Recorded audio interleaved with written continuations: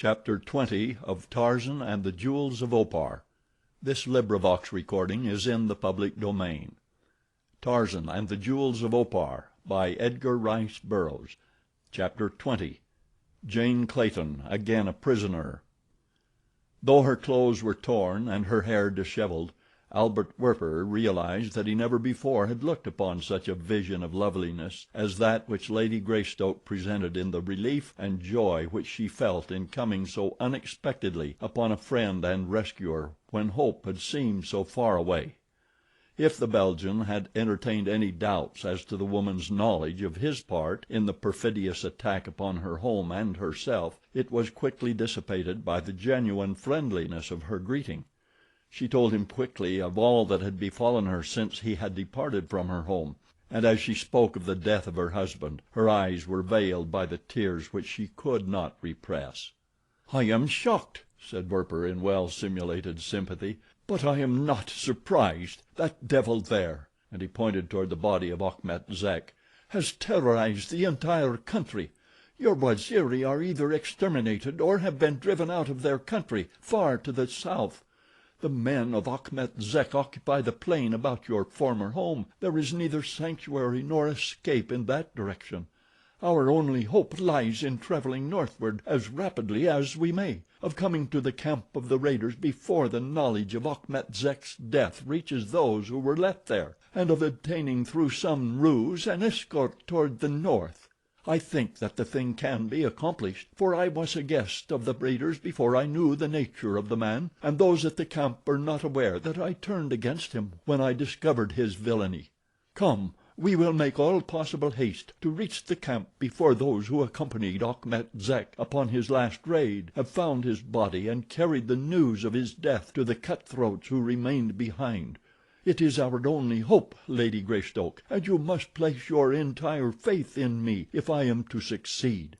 Wait for me here a moment while I take from the Arab's body the wallet that he stole from me," and Werper stepped quickly to the dead man's side, and kneeling sought with quick fingers the pouch of jewels. To his consternation there was no sign of them in the garments of Achmet Zek.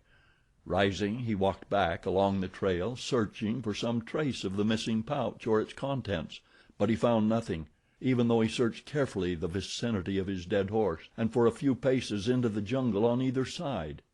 Puzzled, disappointed, and angry, he at last returned to the girl. "The wallet is gone," he explained crisply, "and I dare not delay longer in search of it. We must reach the camp before the returning raiders." Unsuspicious of the man's true character, Jane Clayton saw nothing peculiar in his plans, or in his specious explanation of his former friendship for the raider, and so she grasped with alacrity the seeming hope for safety which he proffered her, and turning about she set out with Albert Werper toward the hostile camp in which she so lately had been a prisoner. It was late in the afternoon of the second day before they reached their destination, and as they paused upon the edge of the clearing before the gates of the walled village, Werper cautioned the girl to accede to whatever he might suggest by his conversation with the raiders. "I shall tell them," he said, "that I apprehended you after you escaped from the camp, that I took you to Achmet Zek, and that as he was engaged in a stubborn battle with the Waziri, he directed me to return to camp with you, to obtain here a sufficient guard, and to ride north with you as rapidly as possible, and dispose of you at the most advantageous terms to a certain slave broker whose name he gave me." Again the girl was deceived by the apparent frankness of the Belgian.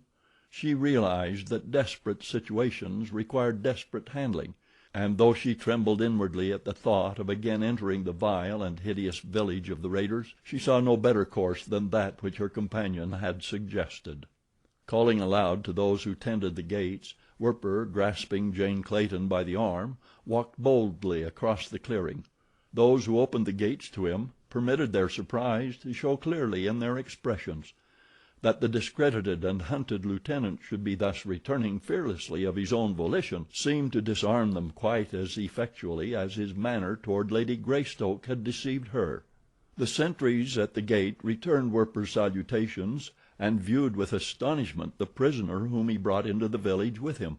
Immediately the Belgian sought the Arab who had been left in charge of the camp during Achmet Zek's absence, and again his boldness disarmed suspicion, and won the acceptance of his false explanation of his return. The fact that he had brought back with him the woman prisoner who had escaped added strength to his claims, and Mohammed Beyd soon found himself fraternizing good-naturedly with the very man whom he would have slain without compunction had he discovered him alone in the jungle a half-hour before.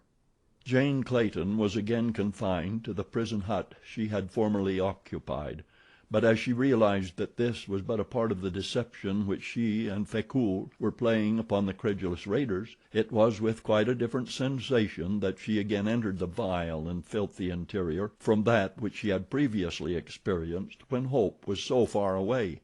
Once more she was bound and sentries placed before the door of her prison, but before Werper left her he whispered words of cheer into her ear.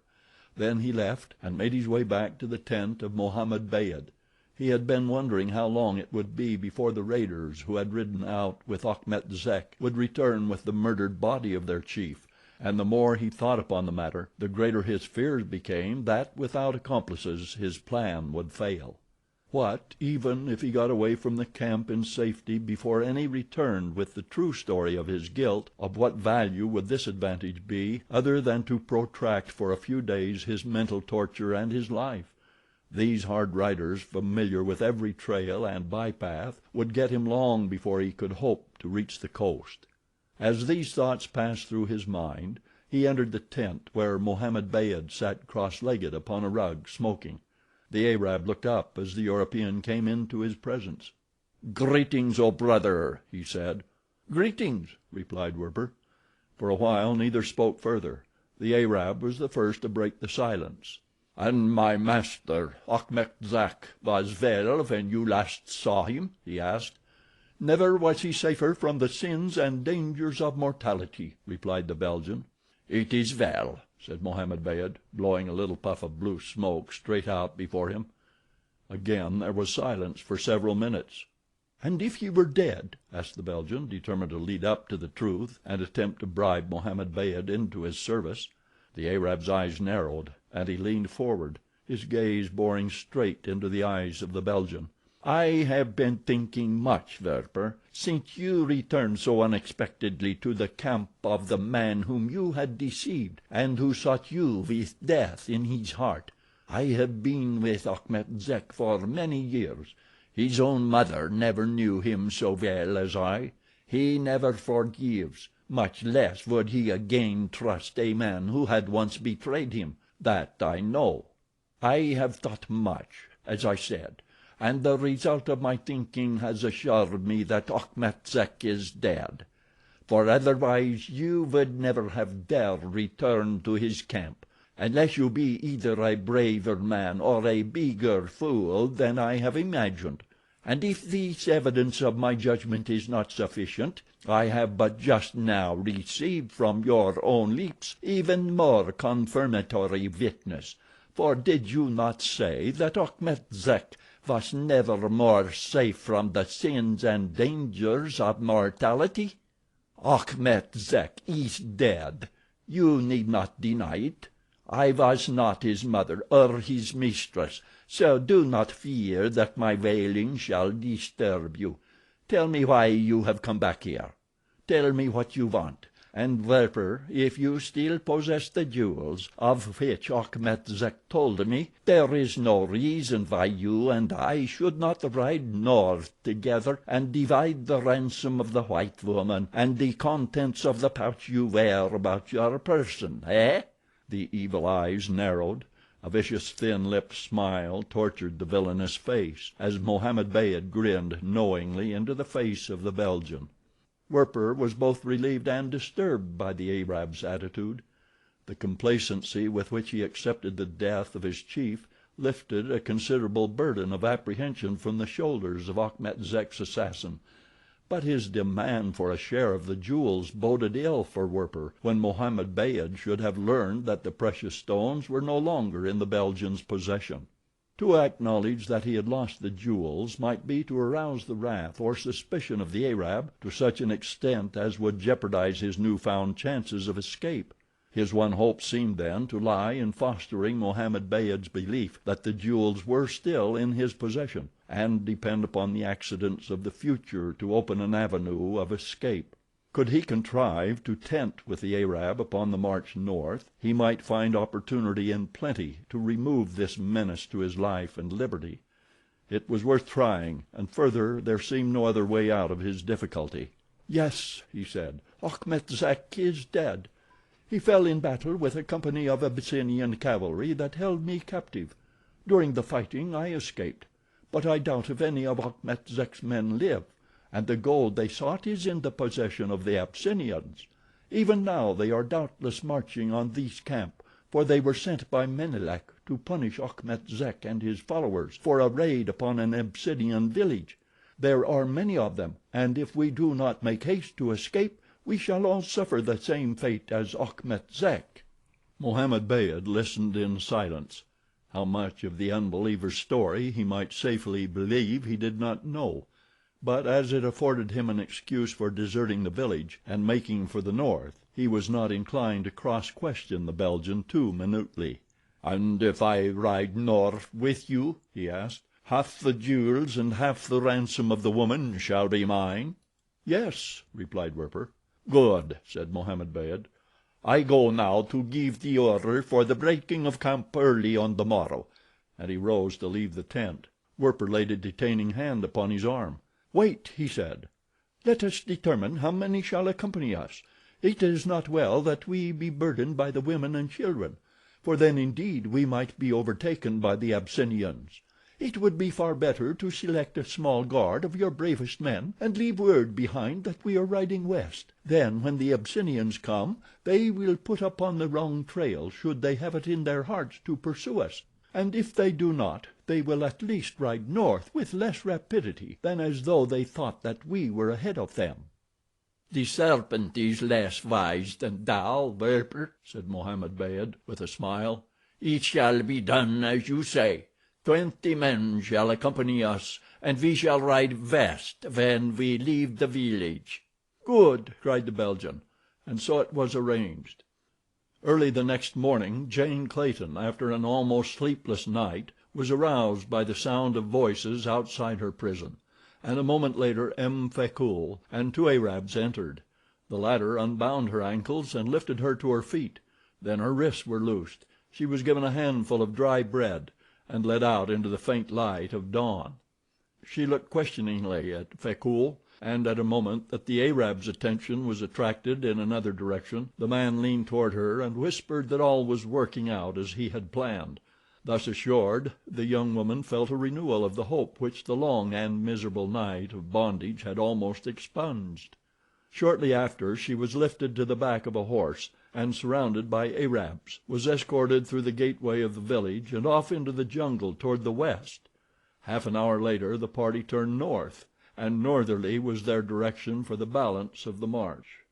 Fekool spoke with her but seldom, and she understood that in carrying out his deception he must maintain the semblance of her captor rather than protector, and so she suspected nothing, though she saw the friendly relations which seemed to exist between the European and the Arab leader of the band.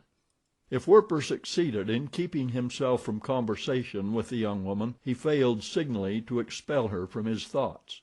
100 times a day he found his eyes wandering in her direction and feasting themselves upon her charms of face and figure.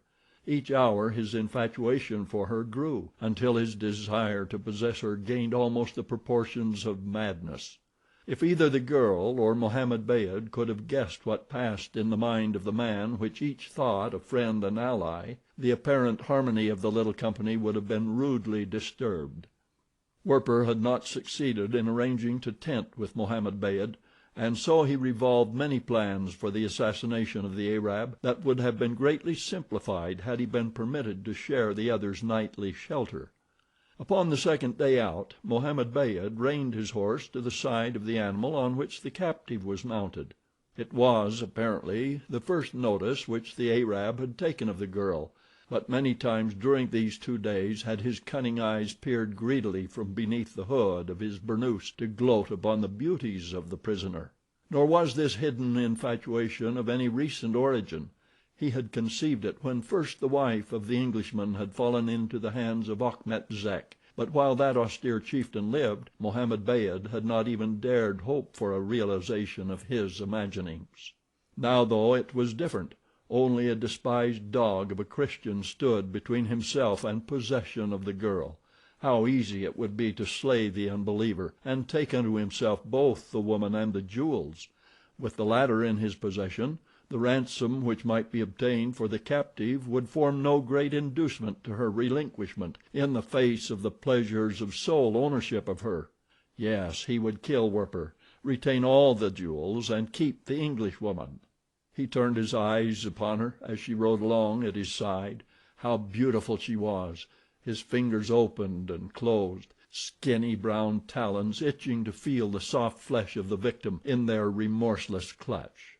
"Do you know," he asked, leaning toward her, "where this man would take you?" Jane Clayton nodded affirmatively. "And are you willing to become the plaything of a black sultan?" The girl drew herself up to her full height and turned her head away, but she did not reply. She feared lest her knowledge of the ruse that M'Fakul was playing upon the Arab might cause her to betray herself through an insufficient display of terror and aversion. "You can escape this fate," continued the Arab.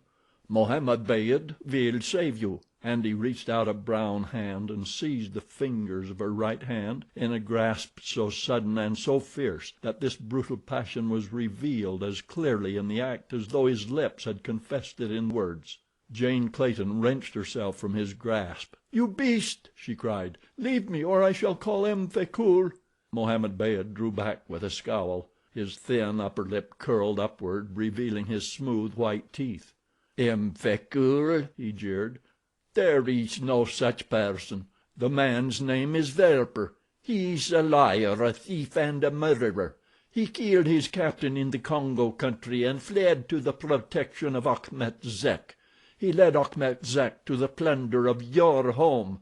He followed your husband and planned to steal his gold from him. He has told me that you think him your protector, and he has played upon this to win your confidence, that it might be easier to carry you north and sell you into some black sultan's harem.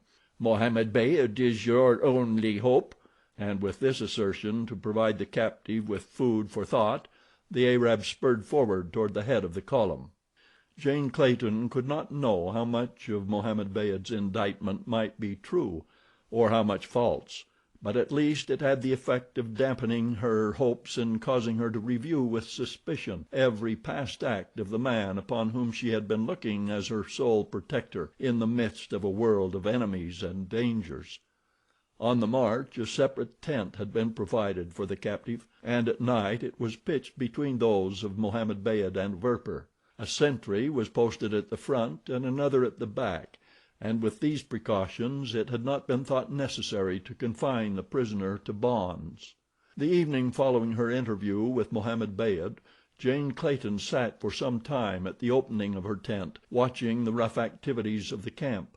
She had eaten the meal that had been brought her by Mohammed Beyd's Negro slave, a meal of cassava cakes and a nondescript stew in which a new-killed monkey, a couple of squirrels, and the remains of a zebra, slain the previous day, were impartially and unsavorily combined. But the one-time Baltimore belle had long since submerged in the stern battle for existence an aestheticism which formerly revolted at much slighter provocation. As the girl's eyes wandered across the trampled jungle clearing, already squalid from the presence of man, she no longer apprehended either the nearer objects of the foreground, the uncouth men laughing or quarreling among themselves, or the jungle beyond, which circumscribed the extreme range of her material vision. Her gaze passed through all these, unseeing, to center itself upon a distant bungalow and scenes of happy security which brought to her eyes tears of mingled joy and sorrow. She saw a tall, broad-shouldered man riding in from distant fields. She saw herself waiting to greet him with an armful of fresh-cut roses from the bushes which flanked the little rustic gate before her. All this was gone, vanished into the past, wiped out by the torches and bullets and hatred of these hideous and degenerate men. With a stifled sob and a little shudder, Jane Clayton turned back into her tent and sought the pile of unclean blankets which were her bed. Throwing herself face downward upon them, she sobbed forth her misery until kindly sleep brought her, at least, temporary relief. And while she slept, a figure stole from the tent that stood to the right of hers. It approached the sentry before the doorway and whispered a few words in the man's ear. The latter nodded and strode off through the darkness in the direction of his own blankets. The figure passed to the rear of Jane Clayton's tent and spoke again to the sentry there, and this man also left, following in the trail of the first. Then he who had sent them away stole silently to the tent flap, and untying the fastenings entered with the noiselessness of a disembodied spirit. End of chapter 20.